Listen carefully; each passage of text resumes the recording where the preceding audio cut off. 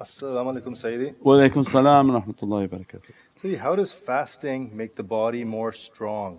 Weakness because of fasting is just illusion, a mind trick? How fasting brings the soul power? How this source of energy is much stronger?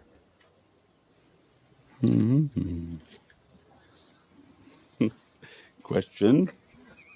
Or was that a statement?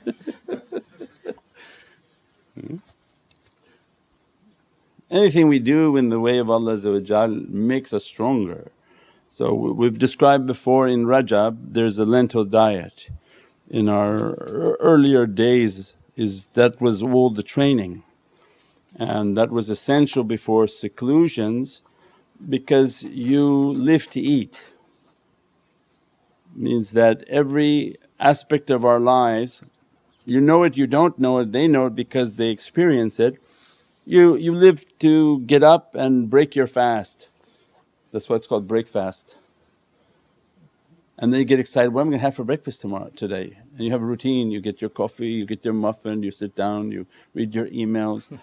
Then you get excited what you're going to do for lunch and how you're going to have lunch, and then what you're going to do for dinner. And then you get angry if it's not that dinner, and why you made this kind of dinner, you have to do this dinner. So our whole life revolves around eating. And you don't see that until you participate in the Rajab diet where you eat only lentil.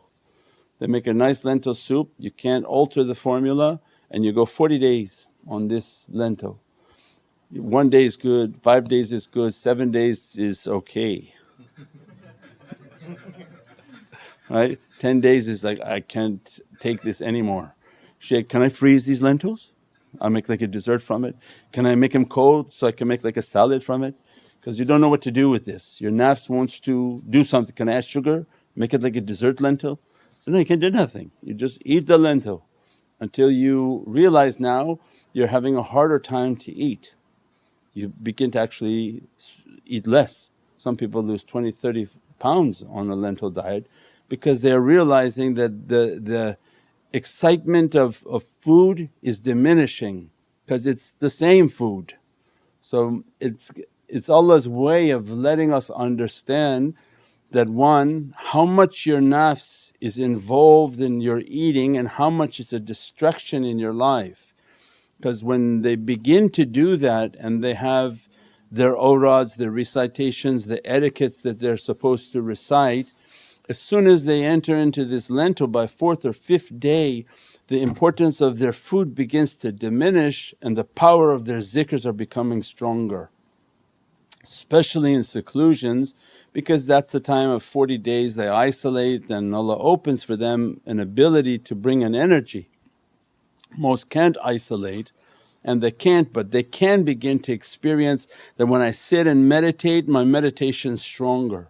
I'm not hungry, I ate the lentils, I didn't want any more, but as soon as I start doing my Allah, Allah, Allah, Allah, there's a lot more qudrah because that desire of that food has dropped.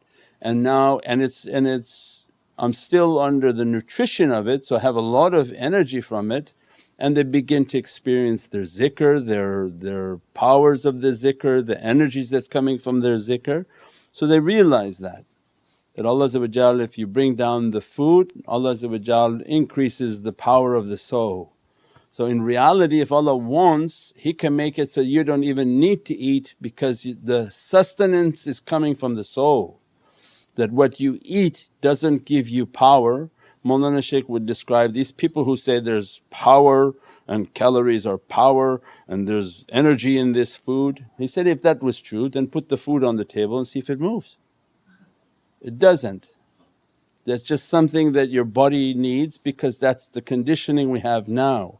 But there are others whom they have conditioned, their energy has such an abundance on their soul of energy that actually their soul begins to feed the necessity of the body that they don't need much. They can eat very little bit of water and they go. That's Allah's karamat can put upon anyone. So when they begin to fast and they begin to do their practices, then they may have a lot of energy coming upon their soul. So then the practices are best that when you are eating, when you're breaking your fast and you're going to be in jama'ah for taraweeh, or you're going to be meditating and doing your taraweeh, which is your qiyam al-layl, your nighttime vigil of praying 20 rakahs, when you do that and break your fast light. If you break your fast with a huge buffet, you will lose the realization of the energy of Ramadan. The energy of Ramadan, it comes in qiyam al-layl. So they abstain all day, they break their fast in a moderate way, and then they begin to do their nighttime prayers. When they're doing their nighttime prayers and meditation and connecting, that's the time Allah's sending energy. And you feel the energy most when the stomach is not so full. After you pray your taraweeh, then you can eat your food until your suhoor time, because the energy points were not missed. But those are the understandings of energy and what happens in Ramadan and how to catch that feeling. But people get a little bit too excited for iftar and they go all out and they don't feel the energy. So one way to feel the energy is eat lightly your iftar, have your coffee, your teas and what is necessary, and then begin your qiyam al-layl. And then after the qiyam al-layl then you can eat a bigger meal all the way to your suhoor, inshaAllah.